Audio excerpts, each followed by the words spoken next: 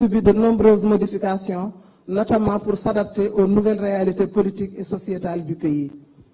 En vous inspirant de cette posture du président Abdou Diouf au terme de nos travaux, sur tous les points de convergence, vous aurez inscrit votre nom au panthéon de l'histoire des dialogues politiques du Sénégal.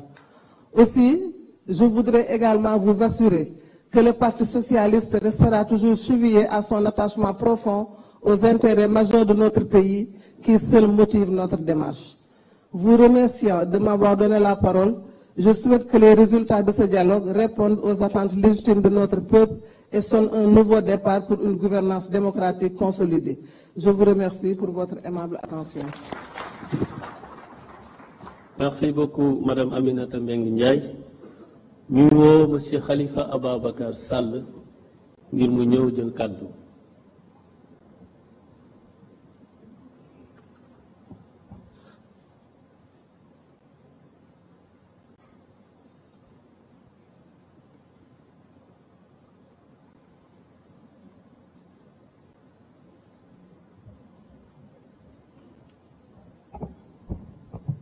Je vous remercie. Monsieur le Président de la République, Monsieur le Premier ministre, Mesdames et Messieurs, les membres du Parlement, du gouvernement, Mesdames et Messieurs, chacun en ses titres et grades, je voudrais vous remercier d'être présents ici en ce moment historique pour notre pays, pour notre démocratie et pour notre République.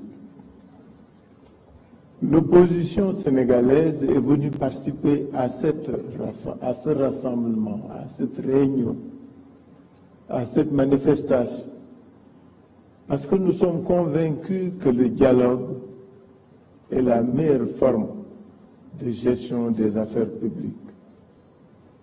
Madame Aminata Mbengue l'a rappelé, Moustapha Niasse avant elle, nous sommes des disciples de Senghor. Nous croyons au dialogue. Le dialogue, c'est un banquet du donner et du recevoir. C'est la raison pour laquelle notre présence aujourd'hui en tant que membre de l'opposition est de faire en sorte qu'au sortir de nos échanges et de nos assises, nous parvenions à un Sénégal mieux dirigé, plus réconcilié. En ce sens, nous voudrions dire que venir au dialogue pour nous de l'opposition, c'est répondre à une invite pour que le Sénégal puisse changer et changer durablement. Le contexte dans lequel nous nous trouvons est un contexte difficile pour l'opposition. Certains l'ont rappelé, les arrestations, les interpellations ne sont pas des méthodes qui peuvent permettre une gouvernance apaisée. À côté du Djoubel et du Djoubanti, il faudra y ajouter, quelqu'un l'avait dit, un Djoubo sincère et permanent. Ce Djoubo permettra de dépasser les clivages. Ce Djoubo permettra de pacifier les rapports. Ce Djoubo nous permettra d'aller vers des réformes qui permettent une gouvernance apaisée, mais surtout efficace. Pour ce faire, l'opposition a, répondant à l'invite du ministère de l'Intérieur concernant les TDR, nous avions pensé que ce dialogue ne devrait pas être que politique.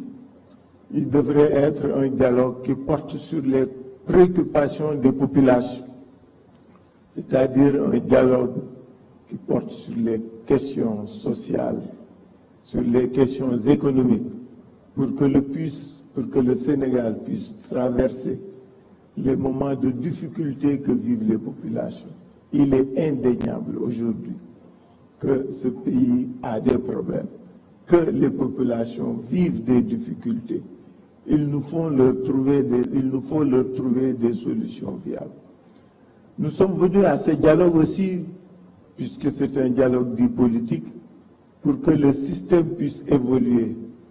1992 a été un bon point de départ. Il a été suivi de différents autres moments de réflexion et de communion. 96, 2000, 2017, 2019, ces moments de communion ont permis de dépasser les contingences et les conflits. C'est la raison pour laquelle, au nom de l'opposition, au nom de laquelle je parle, nous voudrions vous demander qu'un certain nombre, Monsieur le Président, qu'un certain nombre de dispositions du Code électoral, que le respect des libertés, que la libération des détenus, qu'une conduite plus apaisée et plus civilisée de la reddition des comptes, que ces actions-là puissent être menées afin que dans la sérénité, nous puissions œuvrer pour un Sénégal de paix. Je voudrais, au nom de l'opposition, vous dire que nous sommes venus ici, aujourd'hui, en acteurs de la pacification de l'espace politique. C'est la raison pour laquelle nous sommes d'accord pour que les réformes puissent être conduites au niveau du code électoral, au niveau de la Constitution, afin que nous puissions, au terme de nos assises, vivre un Sénégal nouveau, qui serait un havre de paix et de concorde, afin que nous puissions, ensemble, aller de l'avant. Je ne peux pas terminer mon allocution, que j'ai voulu brève, c'est pourquoi je n'ai pas lu de papier. Nous avons un discours et un texte que nous donnerons à M. le Président de la République, mais ce que nous voulons dire, c'est